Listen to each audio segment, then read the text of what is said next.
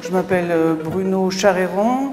De formation, je suis ingénieur en physique nucléaire et je suis responsable du laboratoire de la CRIRAD depuis 1993.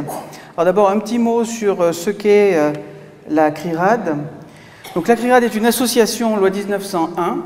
CRIRAD, ça veut dire Commission de recherche et d'information indépendante sur la radioactivité. Notre objectif, c'est de faire des mesures, faire des études, des expertises, des analyses. C'est pour ça qu'on a un laboratoire indépendant pour informer la population sur les risques liés à la radioactivité dans leur environnement. Pas seulement d'ailleurs la radioactivité du nucléaire, la radioactivité dans le domaine médical, la radioactivité naturelle, le radon dans l'habitat, etc. Donc cette association est née en 1986 à cause du mensonge d'État concernant la catastrophe de Tchernobyl, puisque à l'époque, le ministère de l'Agriculture nous avait informé dans un communiqué du 6 mai 1986, nous avait dit, c'est écrit sur le tableau, le territoire français, en raison de son éloignement, a été totalement épargné par les retombées consécutives à la catastrophe de Tchernobyl.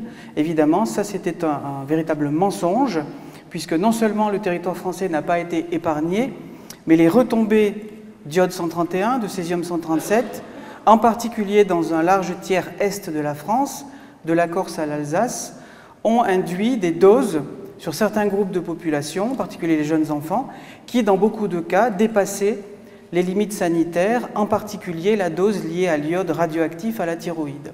Et pourtant, l'État ne nous a pas informés de cette radioactivité, et ça c'est quelque chose qui est vraiment insupportable et qui est très grave.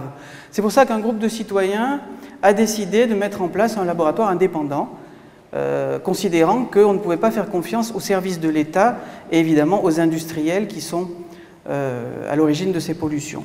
Donc la CRIRAD a son laboratoire de mesures qui nous permet de faire des prélèvements et des analyses de façon à avoir nos propres chiffres de radioactivité.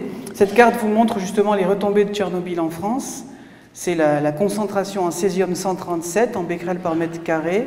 Le césium-137 est un métal radioactif, artificiel, fabriqué dans le cœur des réacteurs nucléaires. Et en cas de catastrophe, il peut être libéré massivement dans l'environnement, comme ce fut le cas avec Tchernobyl et avec Fukushima. Et vous voyez qu'effectivement, un large tiers de la France, de la Corse à l'Alsace, a été contaminé. Les points rouges, ce sont des niveaux de plus de 30 000 becquerels par mètre carré. Un becquerel en radioactivité, vous le savez, c'est une désintégration par seconde. Si vous avez 30 000 becquerels de césium par mètre carré, ça veut dire que sur chaque mètre carré, à chaque seconde, 30 000 atomes radioactifs se désintègrent et émettent à peu près, c'est pas tout à fait exact, mais mettons 30 000 rayons invisibles, les rayons gamma en l'occurrence, par seconde. Ces rayons traversent votre organisme et vont petit à petit induire, augmenter en tout cas les risques de pathologie à long terme. Et ce césium, si vous sortez dehors dans les jardins de Narbonne, vous allez en retrouver encore, puisque sa période est de 30 ans.